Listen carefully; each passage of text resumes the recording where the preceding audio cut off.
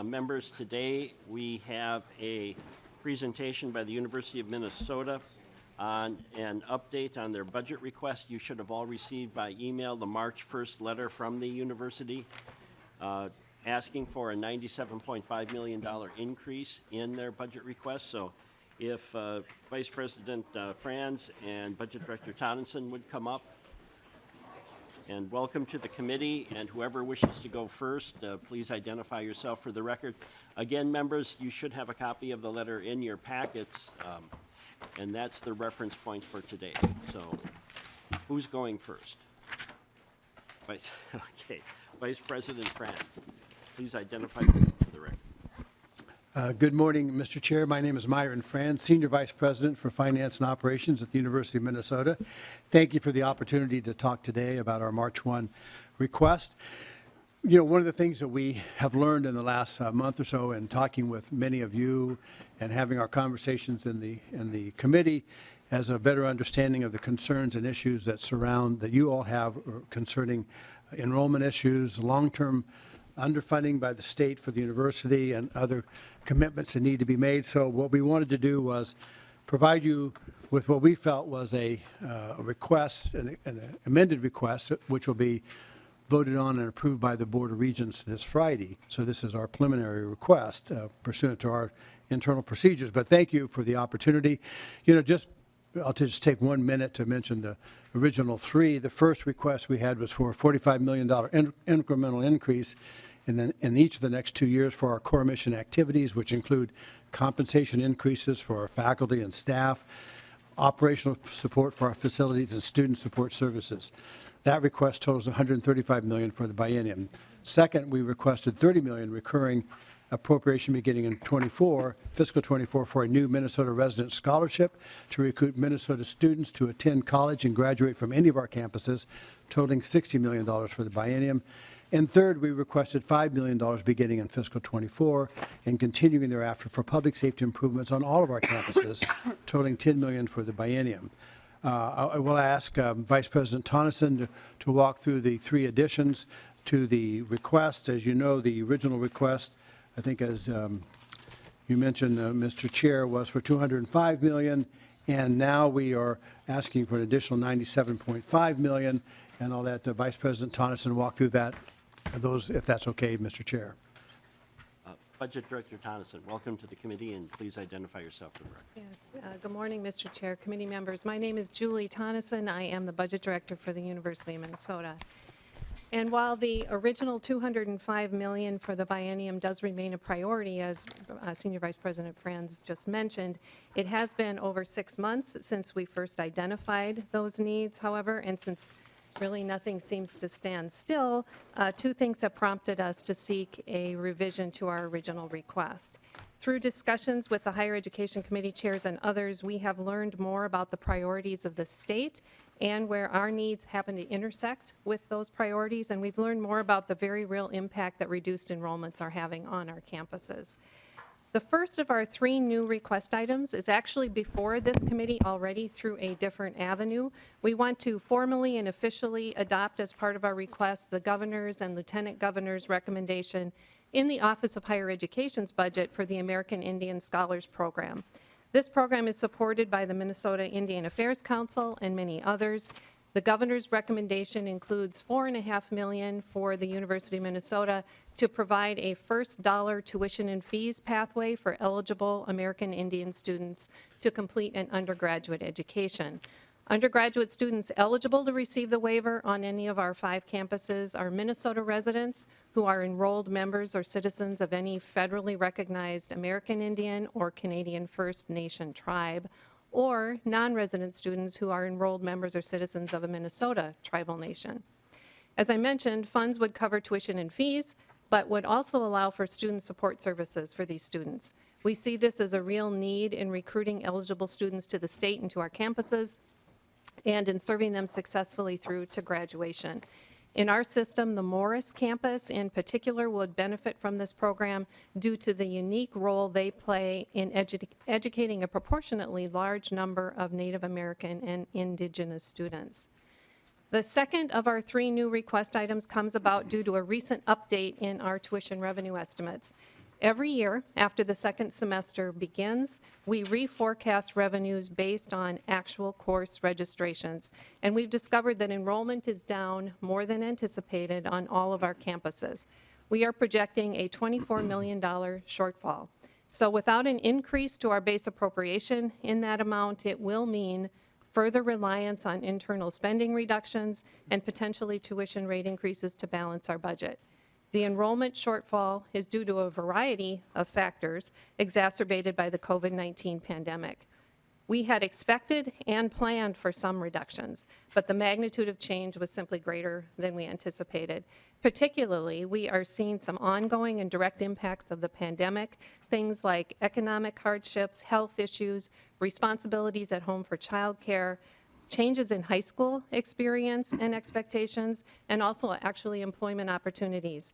The combined impact of those factors, along with some continuing demographic changes, have led to decreases in freshmen at Crookston, Duluth, and Morris in particular, a decrease in student retention, a decrease in graduate and non-resident enrollment, a decrease in credits taken by students, an increase in withdrawals and failure or non-attendance grade, and a decrease in transfers, recently largely due to lower enrollments in community colleges across the region.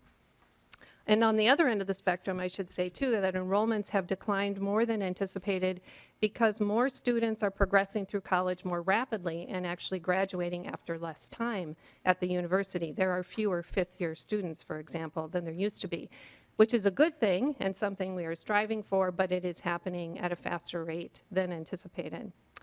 And finally, for our third new item, our conversations with this committee and others have shown that there is a lot of interest in a tuition freeze for university students in the next biennium. So to deliver that certainty for resident undergraduate students and to implement a tuition freeze for 2 years, we're asking for $40.5 million in the biennium. This is a slightly updated estimate from earlier this session, but it would take $13.5 million incremental in each of the next 2 years to offset what would otherwise have been a 3.5% rate increase on the Twin Cities campus, up to a 3.5% increase on the Rochester campus, and 1% increases on each of the other 3 campuses. Those rate assumptions were shared with this committee earlier in the session as early modeling if the university were to receive its full original biennial budget request for core mission support, the $135 million in the biennium outlined by Senior Vice President Franz a few moments ago. It's important to understand that this $40.5 million is requested on top of or is contingent on receiving the increased appropriation for core mission support. Our plan to cover the projected $90 million in cost increases in each of the next 2 years was to seek half from the state, that's the $45 million per year core mission request, and to cover the other half through spending reductions and tuition rate increases. This tuition freeze proposal removes our ability to raise the tuition rates on resident undergraduates. So if we did not get the $45 million per year in core mission support and there was a tuition freeze for resident undergraduate students, it would force significant tuition rate increases on our other student populations, which could further impact enrollment, and substantial internal spending cuts, which would have significant impacts negative on our programs and services. So the 2 proposals are tied together. And with that, Mr. Chair, that concludes our very brief overview, but we would be happy to answer any questions. Budget Director Thomas, you repeatedly stated that there was an enrollment decline larger than you had anticipated. So if you would submit that chart, the 10-year chart that you had submitted earlier, how would that change? I'm going to ask you now to submit it again, but what would the numbers look like at the end of that chart? Mr. Chair, members, the chart would not change because that actually goes through fall 22, I believe, what you had, which is actual enrollment last fall. What we do when we set the budget, though, is we estimate enrollment and credit-taking patterns and so on and so forth to generate revenue estimates earlier in the year. So we're actually estimating that in this time of the year, in January, February, March, prior to fall. So that would have been in January, February, March of 22. We were estimating our tuition revenue for the current year. We didn't know what it is until fall and then January, second semester. So the chart wouldn't change because that is through fall of '22, but our budget was built on estimates prior to knowing those numbers. All right. The numbers that you have here are significant changes in your budget request. And I'm not arguing that it's probably needed, but my concern is it's coming after 2 months of hearing just on budgets in this committee. So since we had stressed in this committee repeatedly budgets, it's my understanding that the Min-State system had already anticipated the so-called COVID shortfall in October, and you discovered it exactly when? Mr. Chair, members, we estimate in January. Once the second semester starts, the end of January, that's when we update our estimates for the current year. Representative, I've got two different lists here. I looked at this one first, so Representative Robbins, you're first. Thank you, Mr. Chair. Thank you for being here. I wanted to follow up on the chair's point about the projected enrollment declines. I realize it's a projection, but you had submitted your budget based on a projection. So if you could tell us what you had projected for enrollment declines and what you are now projecting, and especially what you're anticipating next year. I think us understanding your projections and how that fits into the budget is very essential. Thank you. Budget Director Thompson. Mr. Chair, Representative Robbins, I don't have before you today what we were estimating for enrollment when we did the budget a year ago. We can get information on that, but I will explain just a little bit about how that works.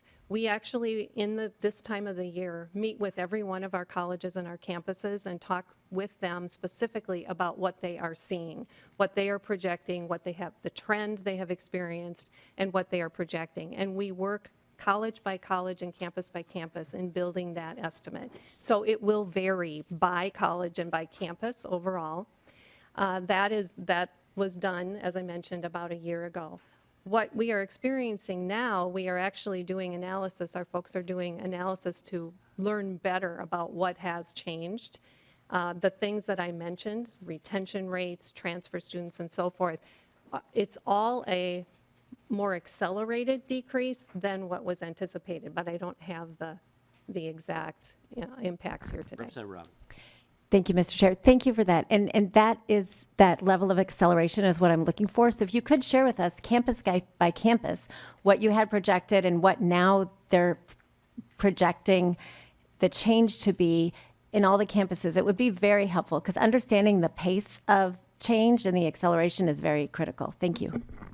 Representative O'Neill. Thank you, Mr. Chair. So I think I was listening intently, and it sounds like the enrollment is down in Moorhead, Crookston, and Morris, but you didn't mention anything about Duluth or the Twin Cities. And most of the reasons given, except for maybe the retention, don't touch at all on the public safety aspects, particularly in the Twin Cities. And the reason I bring that up is that myself and a few other legislators and a whole bunch of concerned parents and even some regents, former and current, did a little walk around Halloween time through the campus, through Dinkytown and through the Marcy Holmes neighborhood, and interacted and talked with several students and kind of saw things for ourselves. And one interesting thing that happened is 20 minutes before this large group were supposed to start walking through everything, there actually was a pistol whipping that happened. So somebody was held up at gunpoint and then actually pistol whipped, and we were cautioned to say, you know, there's a lot of stuff happening even right now. Then we went on the walk, and there were students that had fireworks shot directly at them. We ran into them. They were in a house, and they were all from Stillwater, and they were quite agitated and upset that those fireworks had been shot at them. I believe the night after that, fireworks were shot into one of the fraternity homes and exploded and hurt somebody. And that's just in the span of like 2 days, and I just happened to be there when all of that activity was happening. But students do let me know quite frequently about the level of violence and terror that they experience every single day on the Twin Cities campus. The fact that one student literally said, when I make it home at night, I thank God that I'm still alive. And that's like a war zone. They should not be experiencing trauma to that level and fear, and their cars are being broken into, carjacked, they're being held up at gunpoint, pistol whipped, on and on and on and on. If I watch Twitter feeds and different things of live calls to the police and so on. It is a huge problem. And I know that question was even asked in a regent meeting, and Vice Provost McMaster was asked, is this violence directly causing some of the drop? Well, I would say retention would be a big one, but even the drop in enrollment. And he was emphatic that it was not. So I just see a huge disconnect, because it's certainly a known secret, I guess, an open secret, that there is tremendous violence and fear and trepidation on the Twin Cities campus. But I didn't hear you say anything about that, and I didn't hear you say anything about drop in enrollment in the Twin Cities campus. One would surmise that when parents are telling their kids, please don't go there, I know lots of parents that have said, from all over the suburbs in particular, that know firsthand what's going on, they're not going to send their kids there. So I'm a little bit taken aback that in asking for all this extra money and being concerned about a drop in enrollment, and so the taxpayer is supposed to come up with additional money, that we aren't even talking openly about the violence on the Twin Cities campus, how that's impacting, well, the students in general, but even, later we're going to talk about the hospital, and I know hospital staff are even terrified to go from the hospital front door to their car, and they take all kinds of precautionary measures so that they don't become a victim of violence themselves. So it's pervasive down on the Twin Cities campus, around the hospitals there, and I think we need an honest and open conversation about it. So I guess it's more of a statement, and I just don't understand why we're not talking about that as well. All right, Vice President Franz. Thank you, Mr. Chair and Representative. I think I'd have to challenge your description of the openness of our dialogue. Just last Thursday, I believe it was, we had a town hall with the president, chief of University of Minnesota Police Department Clark, chief of Minneapolis Police Department O'Hara, Inspector McGinty from the 2nd Precinct, Council Member Rainville, Council Member Wansley, where we invited people for an hour and a half to come to the campus and discuss issues. We openly discussed a lot of the issues that you're concerned about, and I think one of the takeaways that we've gotten from, and we also have a bi-monthly meeting of parent safety group, which has been very successful over the last 6 months. So the dialogue and the transparency has been really over the top, we think, and we want to continue that. We've seen a reduction in some of the violent crime rates in and around the Twin Cities campus. Twin Cities campus itself has always been relatively stable, but around the area, as you mentioned, there has been some increased safety concerns, and we are very concerned about each and every one of those safety incidents. We're concerned about our students, our faculty, our staff, and visitors, and we take that very, very seriously. We've been working really diligently. We, in fact, just hired 8 additional police officers in February to bring onto the force to get us back up to 55. We're working toward 71. But I think everyone that we've talked to has been really supportive of the different issues we've engaged in with additional lighting, additional security kiosk around the campus and in Dinkytown. We've had more safety guides for people who who would like to have safety guides in the Dinkytown area. We've increased our security personnel. We're going to continue to work on that going forward. We've asked this legislature for additional money to enhance our infrastructure as well as to bring on more police officers. So we take these concerns very seriously, and we think we're seeing some progress. Clearly there's more work to be done, and we're going to continue working until we can assure the safety of everyone. But so anyway, I think the key here is that we are doing a lot with the community, engaging a lot with the community, as I think we should. And I think your concern about that is one we take very seriously, and I appreciate the comment. Representative O'Neill. Thank you, Mr. Chair. When I referenced that we're not talking about it, I mean here. We're not. I just feel like you just asked for an additional $97.5 million, and talked about drop in enrollment in Moorhead, Crookston, and Morris, and gave a whole plethora of reasons why you thought that was, whether it was COVID or retention issues.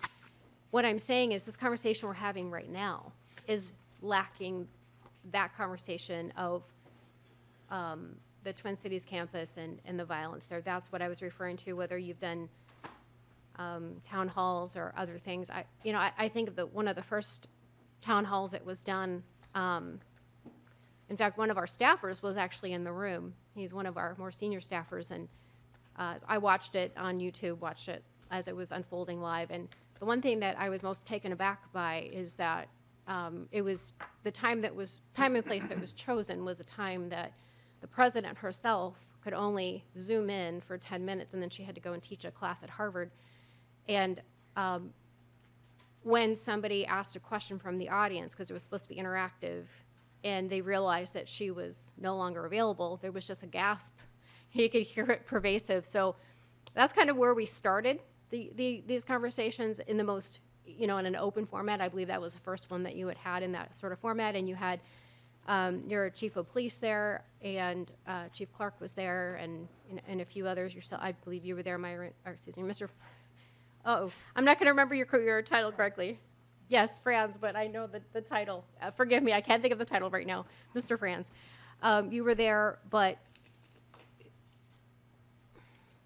I appreciate the words, and I appreciate that you're saying that there's a concern. We have a really long way to go from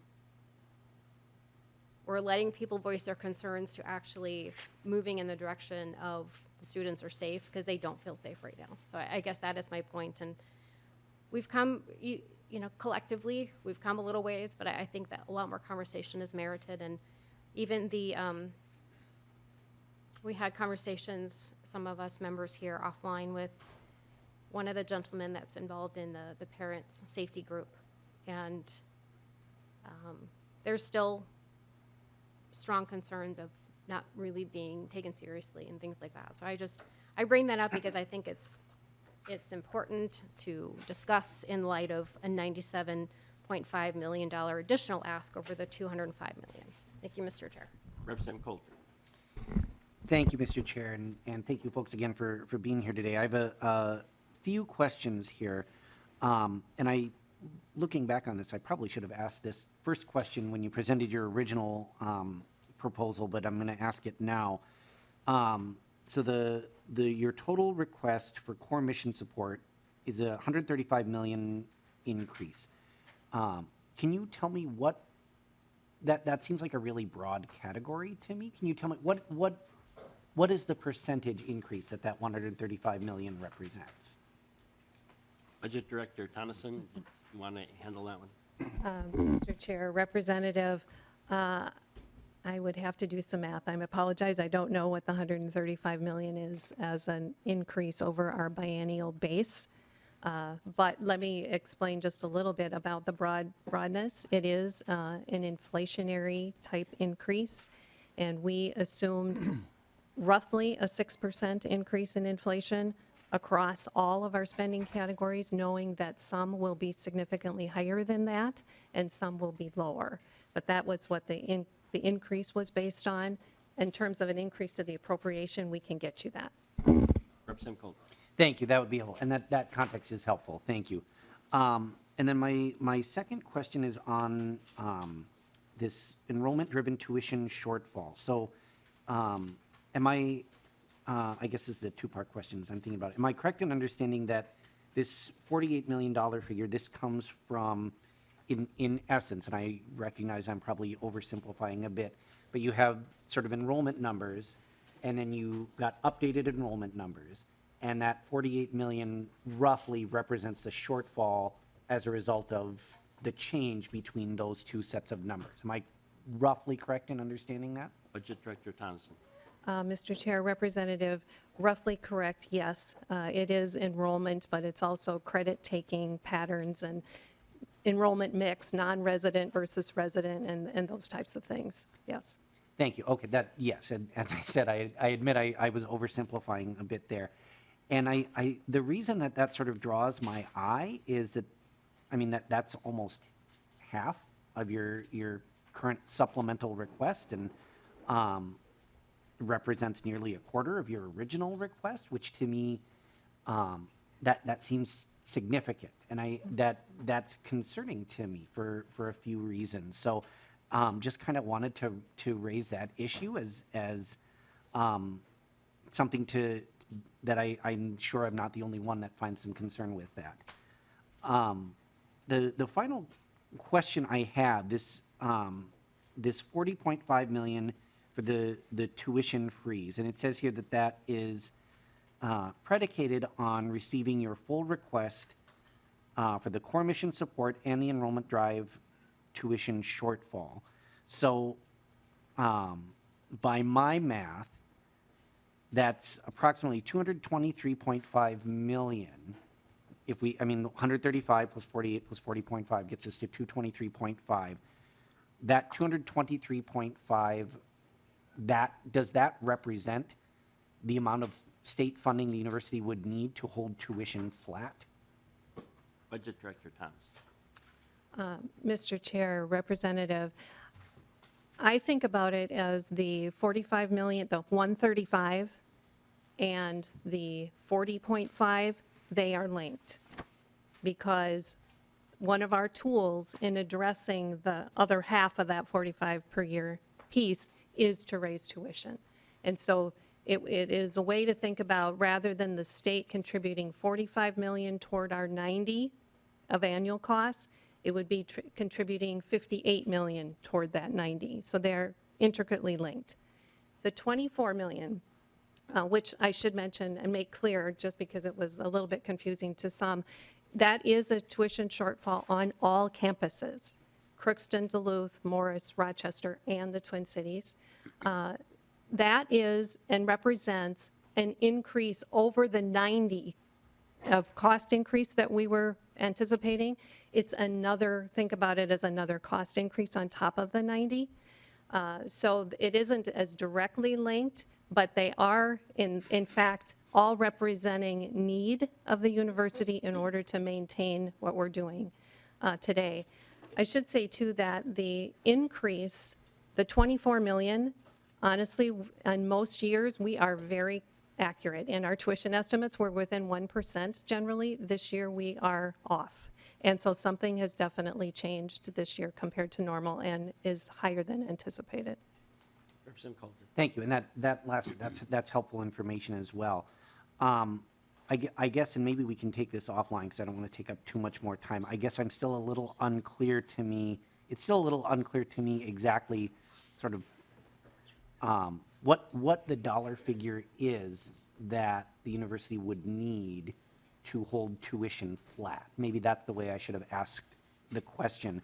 But one final question, I guess, is, in your original budget request, there was not a specific line item for a tuition freeze. And I guess, to be blunt, I'm just curious, why not? Why was that not in your original request? Why is that coming in a supplemental request? Vice President Franz.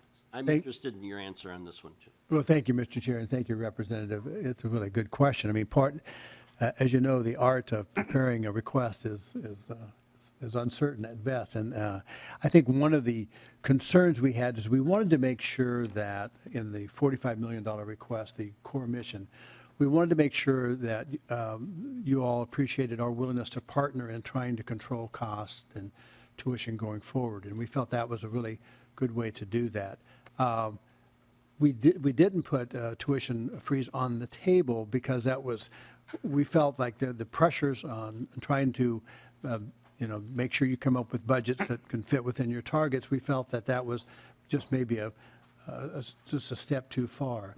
But one of the things we've learned in the last month or so is the enormous pressure, and not just pressure, but interest in us pursuing that. So we wanted to go back to the drawing board table and say, okay, if we are able to do that, here's a way that we can do that. Because I think everyone's talking a lot about enrollment pressures, right? And so to the extent the state of Minnesota can take that on for a 2-year period for the university and whatever you might do for the Minnesota state, that would be a tremendous signal on behalf of the state of Minnesota for higher education to have that sort of holding a 2-year pattern. So, we felt like we learned more when we came over here, the more interest in enrollment concerns, and that this might be a valid tool to do that. So we just didn't do it initially because we felt like we wanted to try to keep our original $205 million request as tightly as we could to show the partnership for the $45 million core request. But it's here we are today. So thank you. Representative Colt. Thank you, Mr. Chair. And I have to say that I appreciate that reasoning, but it surprises me a little bit to hear that it did not, that maybe this committee did not adequately signal that that was a priority, because certainly that's the signal I've been trying to send. Because, and if you'll excuse my language, to be frank, the tuition is too damn high. And, we had this meeting the other evening where we forwarded candidates for the Board of Regents. And I'm not going to, suggest that everybody holds to this standard, but one standard that was put forward was the idea that a student should be able to make during the summer what they make, or what the tuition cost would be for the academic year. And being the son of a University of Minnesota educated math teacher, I did the math on that. And in order to almost, not even entirely, almost cover tuition at the Twin Cities and Duluth campuses, someone working 40 hours a week for 12 weeks, not taking a single day off, would have to have the equivalent take-home pay of someone making more than $60,000 a year. Now, I don't know that there are a lot of college students out there who can get jobs making 60 grand a year. And that would only barely cover tuition at Morris. And that's not even obviously the full cost of attendance. That doesn't include room and board or books or meals, or, to be frank, I think we should factor beer into that equation, but I'll live to fight another day. And it seems to me that there is a, for lack of a better term, misalignment between the priorities that I think this committee and others have made pretty clear, and what the university has put forward with their budget. So I guess better late than never, but coming in March with another $97.5 million is an interesting approach. Thank you. Vice President Friend. Mr. Chair, and thank you, Representative. Well, I think, first of all, there's two ways I would answer that. I could tell you that when I went to college, I worked during the summer, and I worked during school, and I still took out loans. So I think the ability to do what you're suggesting has always been an issue and always been a problem. So, but the other issue here that we need to, I think, step back and realize is that from our perspective, the state's support of higher education is about $246 million below what it should be this year.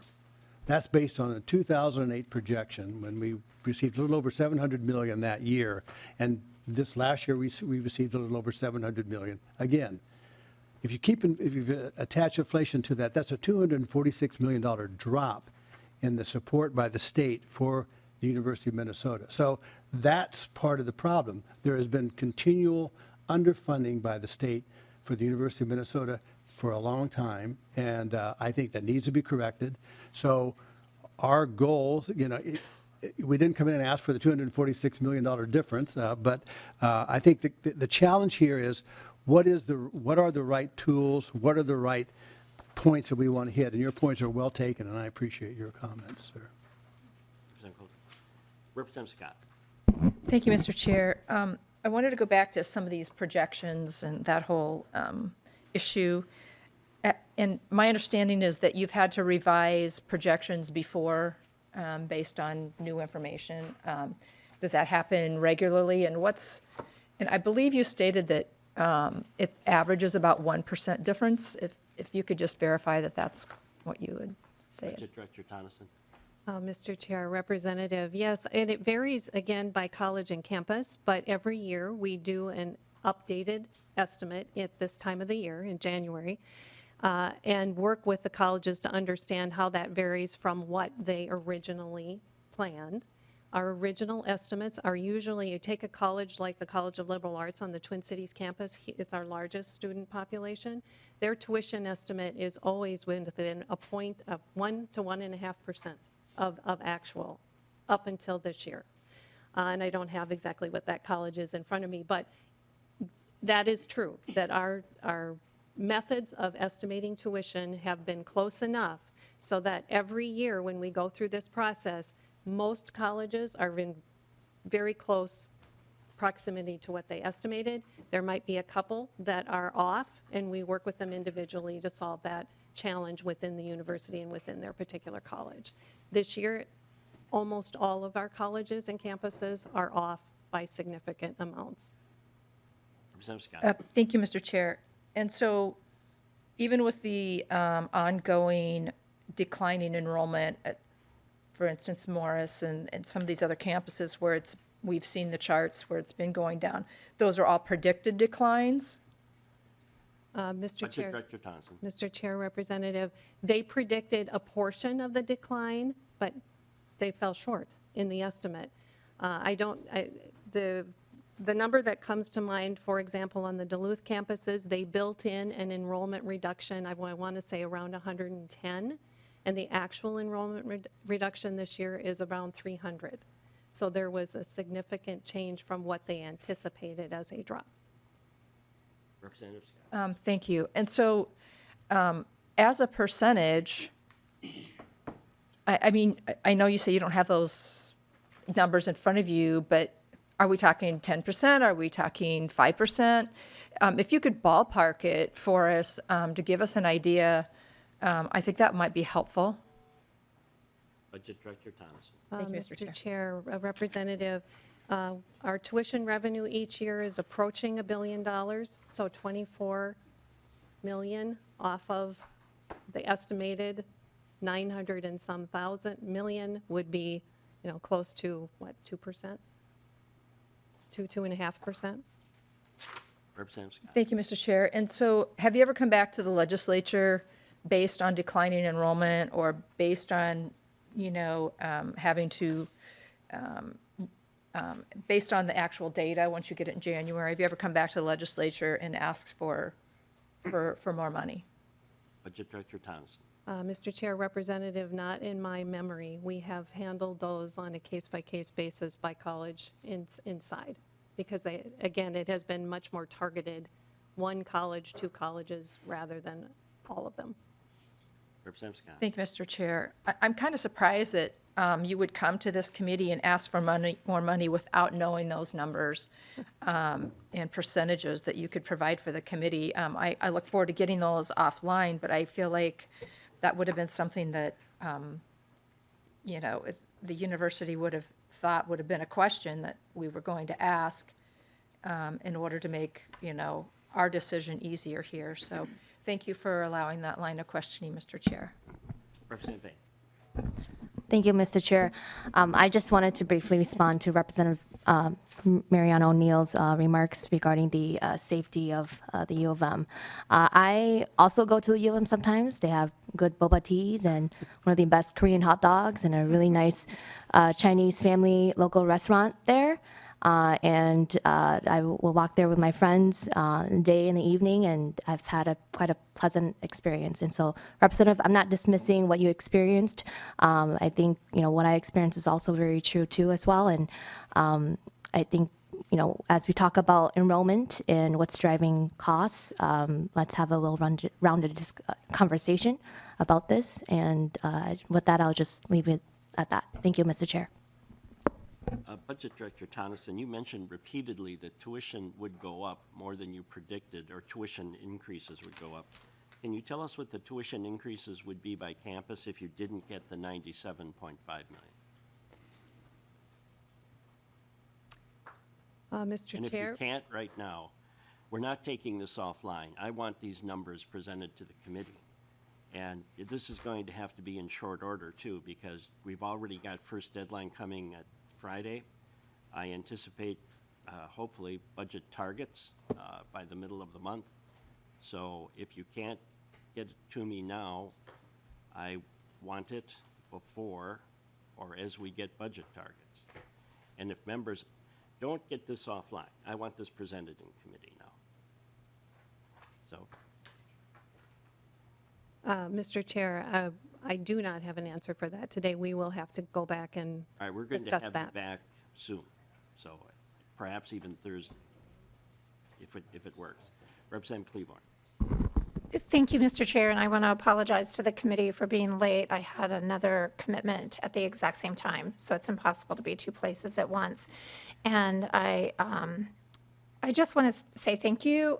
When I received these documents, I'm not wholly surprised by the number and the requests, having followed the university for quite some time and following your requests for quite some time, and the disinvestment that this body has made in the University of Minnesota.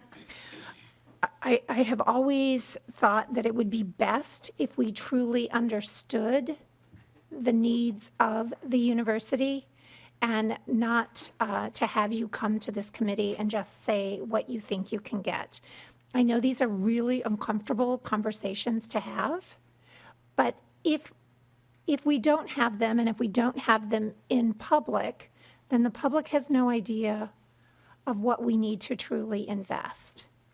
And when I'm thinking about the detailed budget books that you have prepared for us in the past, and during my time, and this is only my 5th year, so I have seen those detailed budget books, and to see the reallocation that has occurred in trying to prevent tuition increases, I know that the hard work of the university is happening, and we need this institution to be healthy. We need this institution to be viable on all 5 campuses. And it is an important economic driver for our state. And it cannot be left out of the conversation, the 3 critical aspects that you do.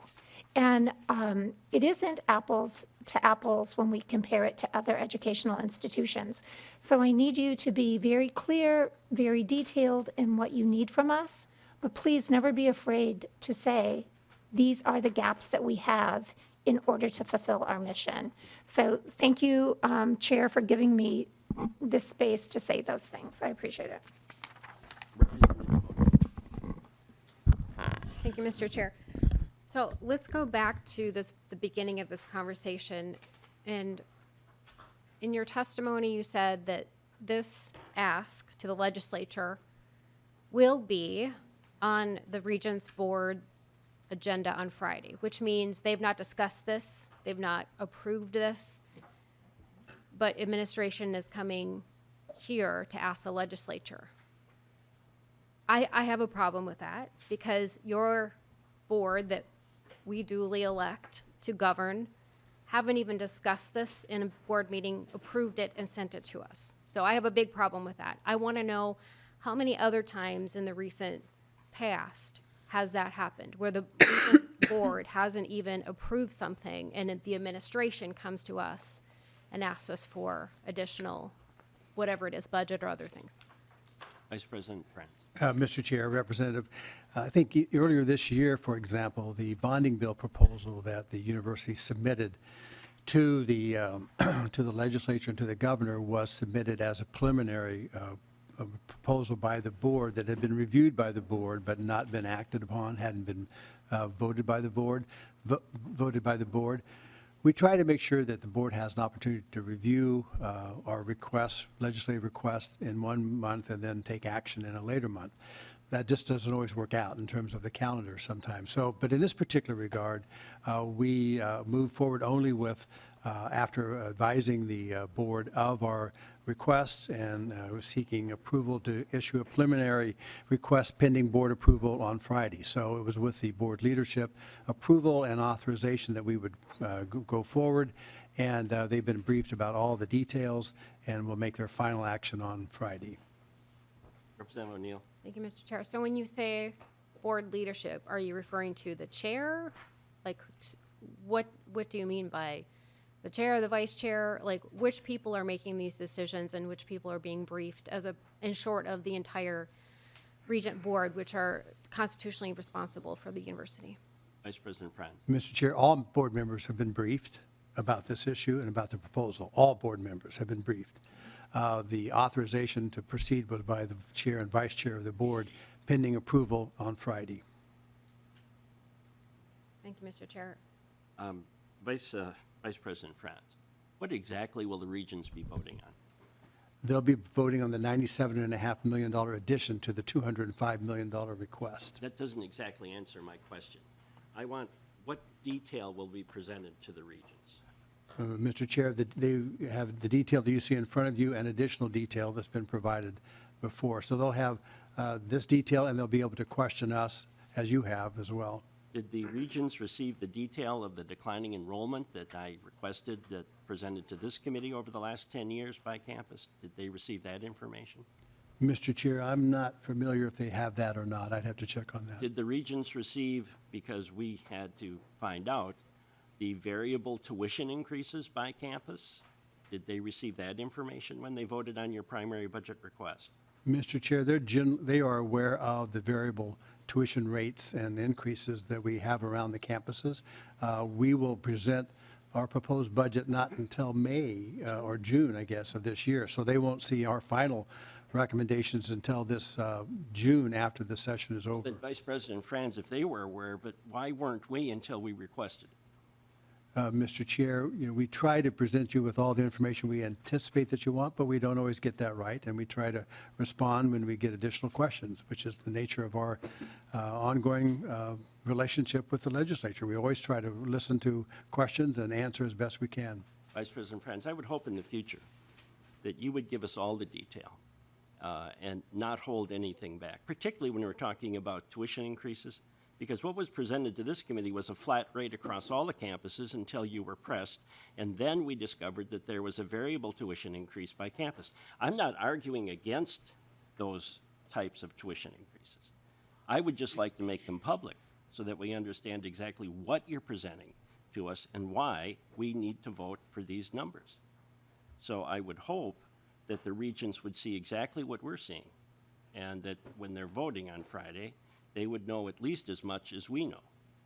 Mr. Chair, it's my assumption that they do, and that we try to make sure that they have that access to all that information in our briefing to the board. All right. In the future, when we have budget hearings, I would hope that this type of detail would be presented as an automatic, that we would get as much information as possible on your budget increases and needs. I'm not arguing against any of this. I think there is a need out there. At least I'm hoping there's a need, because there's a big difference between a need and a want. And right now, there is a crisis situation here with declining enrollment. So with that, we'll end this discussion for today, but we are coming back to this discussion soon, maybe even as early as Thursday.